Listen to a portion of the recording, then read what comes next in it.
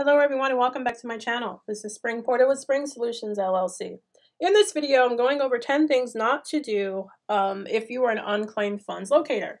This is not specific for bankruptcy unclaimed funds. This could be for any unclaimed funds, state funds, mortgage overages, tax overages. Don't do these types of things. If you're interested in learning about that, please stay tuned. Please note that I am not an attorney. This information is not indicated as legal advice. If you have not subscribed to my channel, please do so now. Please like this video and please leave a comment.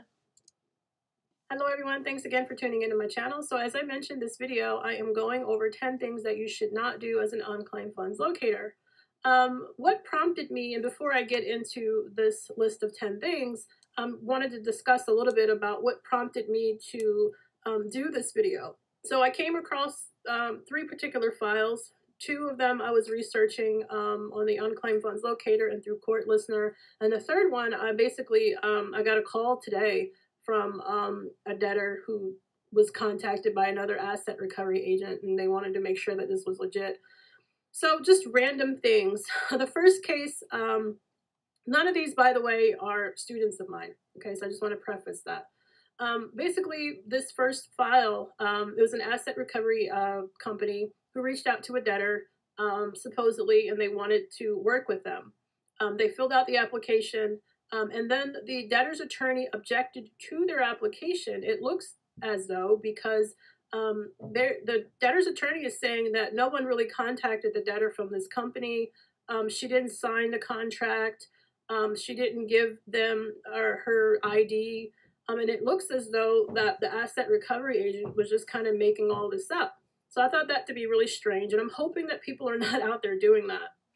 Again, this is a company that I don't believe is a student of mine, and I just thought that that was strange that somebody would say that they're doing a deal when they really don't, as if the courts would not verify that. There are things that are happening behind the scenes with the courts as far as verifying IDs and verifying signatures that you're not privy to knowing. So you don't want to do things like that. A copy of these things are going to be sent to the U.S. District Attorney. You're dealing with federal rules.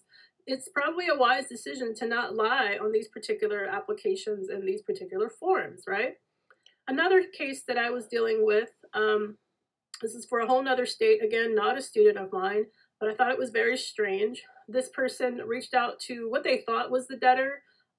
It had a similar first and last name, but the middle initial of the debtor did not match his client, but he did not verify that information.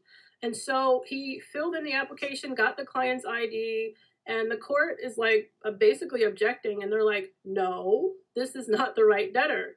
We have the client or the debtor's signature on file when they file bankruptcy, and what you're giving me is not the same person. So basically they kicked that out, and they're like, no, you're not going to get these money because this is not the actual person who the money is owed.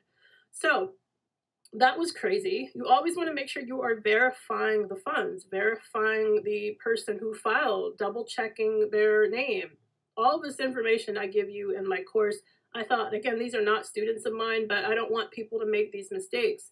The third one, I got actually a call today from a person who filed bankruptcy, and they were like, hey, I wanted to make sure that, did I have funds coming back to me? And I'm like, well, how did you even get my number? I don't think I ever reached out to you. And they're like, well, another asset company reached out to me, but I wanted to make sure it was legit. So I Googled bankruptcy unclaimed funds, and your name came up, and I saw your YouTube channel. And he called me because someone told him that he was getting money back. The truth of the matter is he does not have money coming back. The money is going to the creditor. So again, the person is not, whoever is doing this is not verifying who is getting the money back. That is the most important thing.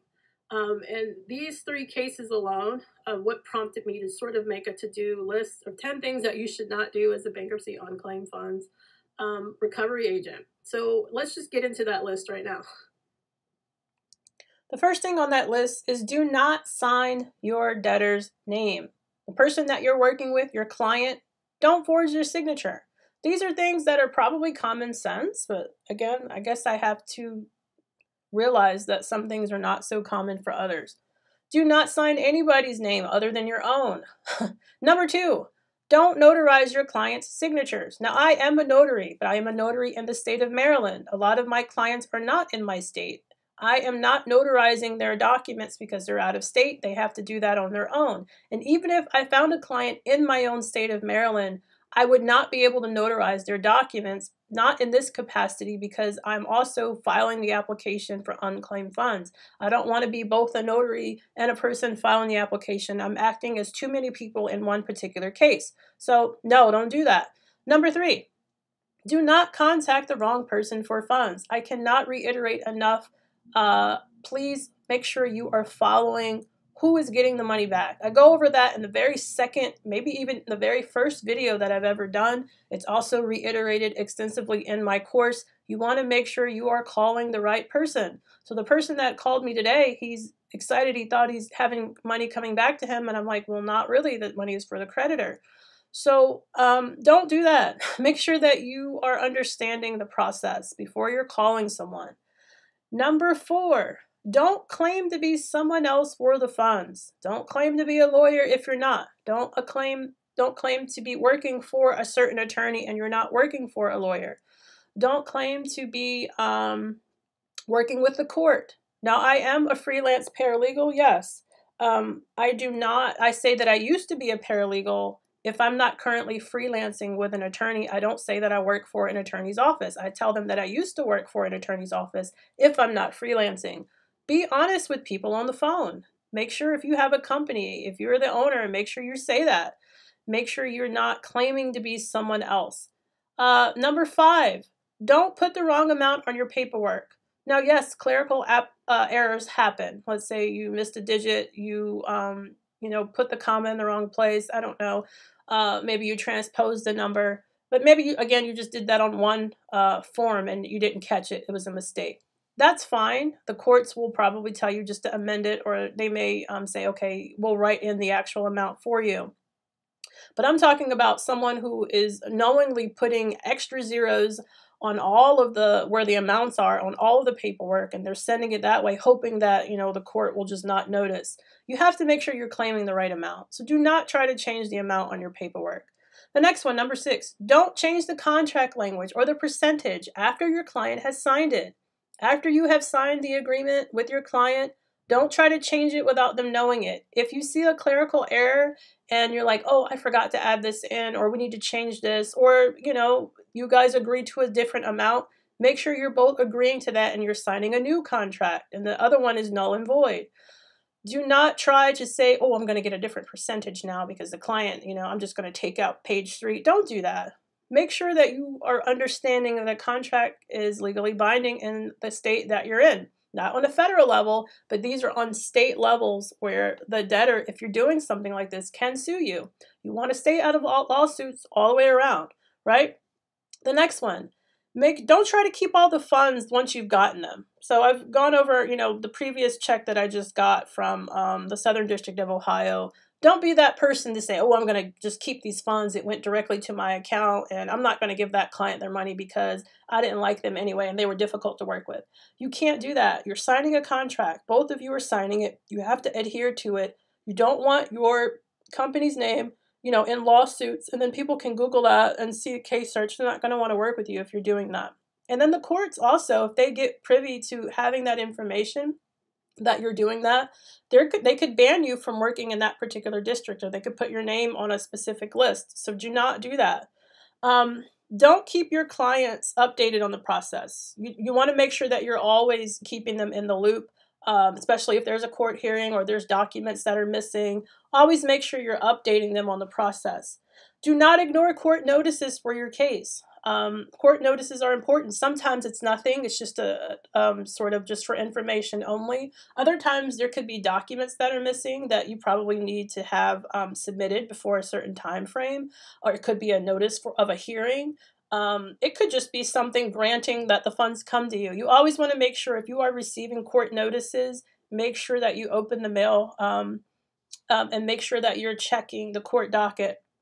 And 10 things not to do also, the last one, don't follow up on your case. You don't want to be that person that's not aware of what's going on in individual cases, right? You always want to make sure you're following up. Don't ignore the court notices. Those are very important.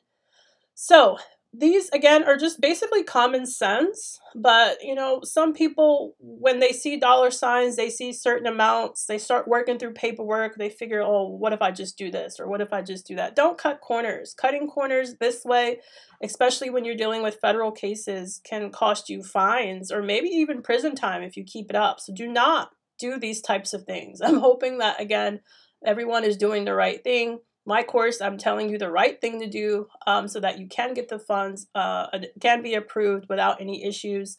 So if you have any questions pertaining to this, please email me at springsolutionsllc@gmail.com. If you have questions about some other things pertaining to these cases, always reach out to an attorney that can probably answer your questions as well. If you think that something is probably illegal, or if you're having to question it, it's probably because it is. So that's usually an indicator. So just, again, make sure that you're following the court rules. Again, they're listed in every district for the bankruptcy court. Again, my course is giving you the specifics on how to retrieve the money directly to you. Make sure that you're verifying it and you're following the processes to avoid these types of scenarios. So I hope that this video is helpful to you. Please continue to like, share, and subscribe to my channel if you have not done so already. Again, email me if you have any questions. If you're interested in my course, the link is in the description box, and I'll see you in the next video. Thanks for watching.